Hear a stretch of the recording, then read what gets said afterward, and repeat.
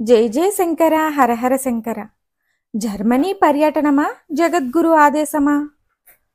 హిందూ ధర్మశాస్త్రం ప్రకారం శిష్టాచార పరులు సముద్రాలు దాటి విదేశాలకు వెళ్ళరాదు. విధి లేక వెళితే తిరిగి వచ్చి ప్రాయశ్చిత్తం చేసుకోవాలి. కానీ ఈ కాలంలో ఈ నిషేధాన్ని పాటించేవారు నూటికి కోటికి ఒక్కరూ లేరు. శిష్టాచారుల మాటేమిటి? సన్యాస దీక్ష పుచ్చుకున్న స్వాములెందరో తీర్థయాత్రలు సేవించినట్టు ఏటేటా విదేశాలు తిరిగి వస్తున్నారు. కొందరు డబ్బు మూటలు కట్టి తెస్తుంటారు.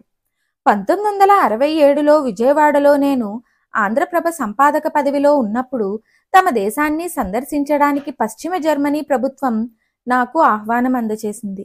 భారతీయ పత్రికా ప్రతినిధి వర్గంతో లోగడ 1940లో మలయా, సింగపూర్లు పర్యటించి వచ్చాను గాని పశ్చిమ దేశాలు సందర్శించే అవకాశం అప్పటికి నాకు కలగలేదు. అందుచేత పశ్చిమ జర్మనీ వారి ఆహ్వానం నాకు ముదావహమే అయ్యింది. జర్మనీకి ఎలాగో వెళ్తున్నాను కదా, ఆ దేశంతో పాటు ఫ్రాన్సు, ఇంగ్లాండ్ దేశాలను కూడా చూడాలనుకున్నాను.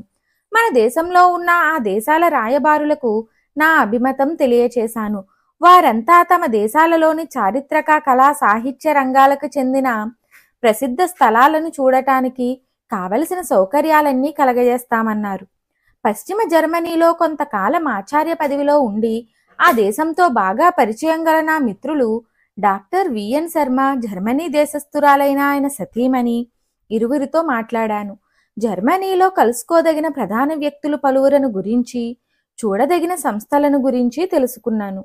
వీసా, పాస్పోర్ట్ వగైరాలన్నీ సిద్ధం చేసుకున్నాను. కొద్ది రోజులలో ప్రయాణం జరగవలసి ఉంది. ఇంతలో కంచి శ్రీ శంకరాచార్య స్వామిని సందర్శించి వారి ఆశీర్వాదం పొందాలనుకున్నాను. స్వామివారప్పుడు ఆంధ్రప్రదేశ్లో కాళహస్తిలో మకాంలో ఉన్నారు. స్వామిని దర్శించి నా విదేశ యాత్రా సంకల్పం విన్నవించాను. పశ్చిమ జర్మనీకి నిన్ను మీ ఆఫీస్ వారు పంపుతున్నారా, నీ అంతట నీవే వెళ్తున్నావా అని స్వామివారు అడిగారు. ఆఫీస్ పని మీద వెళ్లడం లేదు. ప్రధాన తెలుగు పత్రికకు సంపాదకునిగా పశ్చిమ జర్మనీ ప్రభుత్వం నన్ను వ్యక్తిగతంగా ఆహ్వానించింది. అందుకు స్వామి ఆఫీస్ తరపున కాకపోతే ప్రయాణం విరమించుకోవడం మంచిది అని సెలవిచ్చారు.